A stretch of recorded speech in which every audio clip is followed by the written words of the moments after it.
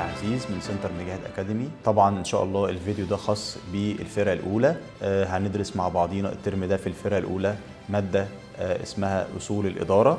طب أصول الإدارة بتحكي عن إيه؟ لازم تكون مدير ناجح، فهنتعلم إيه هي صفات المدير الناجح، إزاي تدير منظمة، إزاي تخطط، إزاي تنظم، إزاي توجه، إزاي تراقب على الوظائف الإدارية، لأن إحنا عندنا في علم الإدارة 4 وظائف إدارية أساسية، ألا وهي إيه؟ التخطيط، التنظيم، التوجيه، الرقابة. الباب الأول أو الجزء الأول في المادة هيكلمك على تعريف الإدارة، إيه هي الإدارة؟ وإيه هي أهميتها؟ وهل الإدارة يا جماعة بتساهم في رقي المجتمع وفي تحقيق أهداف المنظمة ولا لأ؟ طب هنتعرف مع بعضينا على إن الإدارة علم ولا فن؟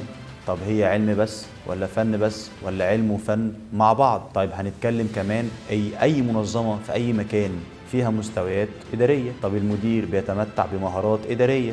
طب إيه علاقة المستويات بالمهارات الإدارية؟